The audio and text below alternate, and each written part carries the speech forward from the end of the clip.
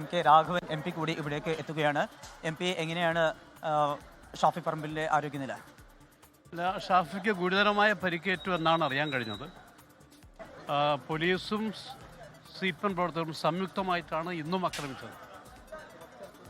CKG കോളേജിലെ തെരഞ്ഞെടുപ്പ് ഫലത്തിൽ ഇത്തവണ KSU-MSF വൻപിച്ച വിജയം നേടി.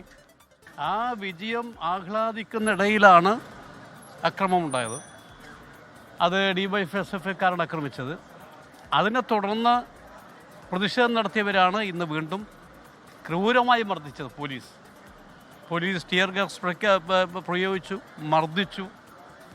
അതിൽ ശ്രീ ഷാഫിക്ക് ഗുരുതരമായി പരിക്കേറ്റു, പ്രവീണിന് മർദ്ദനമേറ്റു, അതുപോലെ അഭിജിത്തിന് മർദ്ദനമേറ്റു. ഇപ്പോൾ പോലീസിന് നരതായിട്ടാണ് പേരാമ്പ്രയിൽ ഇപ്പോൾ നടന്നുകൊണ്ടിരിക്കുന്നത്. ഒരു പ്രകോപനമില്ല. കാരണം കോളേജ് തെരഞ്ഞെടുപ്പിൽ KSU-MSF ജയിച്ചു എന്നാണ് ഏക കുറ്റം. 40 വർഷത്തിന് ശേഷം ആലോചിക്കണം. ആ തെരഞ്ഞെടുപ്പിൽ ജയിച്ചതുകൊണ്ട് പേരാമ്പ്രയിൽ ഇന്നലെയും ഇന്നുമായി ശരിക്കും പറഞ്ഞാൽ അഴിഞ്ഞാട്ടമായിരുന്നു. ഈ നിയമവാഴ്ച എന്നൊന്നുമില്ല, തേർവാഴ്ചയായി മാറിയിരിക്കുകയാണ്.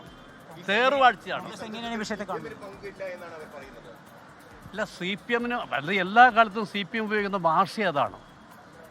ഇപ്പോൾ ഇന്നലെ നടത്തിയിട്ടുള്ള ഈ അക്രമം ആര് നടത്തിയാണ്?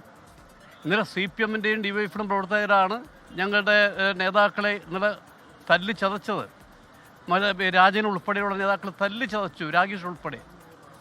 അതിനെ തുടർന്ന് പ്രതിഷേധം സംഘടിപ്പിക്കുകയായിരുന്നു. അവിടെയാണ് നമ്മുടെ വടകര MP കൂടിയായിട്ടുള്ള ശ്രീ ഷാഫിയെ പോലും ആക്രമിച്ചു എന്ന് പറഞ്ഞാൽ ഇത് എവിടെ ചെന്നെത്തി നിൽക്കുന്ന സ്വയം ആലോചിക്കട്ടെ.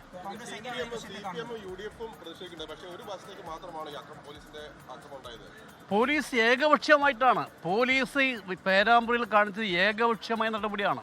ഭരണകക്ഷിയെ സഹായിക്കുന്ന രീതിയിൽ, പ്രതിപക്ഷത്തെ അടിച്ചമർത്തുന്ന രീതിയിലാണ് ഇന്ന് പോലീസ് ഇന്നലെ ഇന്നുമായി കാണിച്ചിട്ടുള്ളത്. അതിൻ്റെ ഭാഗമാണ് സത്യം പറഞ്ഞാൽ ഷാഫിക്ക് മാത്രം ഏറ്റത്.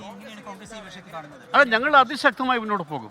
ഇതിനെതിരെ ജനങ്ങളെ അണിനിരത്തിക്കൊണ്ട് ഈ ഭരണകൂടത്തിൻ്റെയും പോലീസിൻ്റെയും CPM-ൻ്റെയും ഭീകരത തുറന്നു കാണിക്കുന്ന രീതിയിലുള്ള പ്രതിഷേധ പരിപാടിയുമായി ഞങ്ങൾ മുന്നോട്ട് പോകും. നടത്താൻ തീരുമാനിച്ചിട്ടുണ്ട്. ലോകത്തെവിടെയായാലും ഏത് സമയത്തും 24 വാർത്തകളും ഓഗ്മെന്റഡ് റിയാലിറ്റി പാക്കേജുകളും എക്സ്പ്ലെയിനറുകളും വിശദമായി കാണാൻ ഞങ്ങളുടെ YouTube ചാനൽ നിങ്ങൾക്ക് സബ്സ്ക്രൈബ് ചെയ്യാം.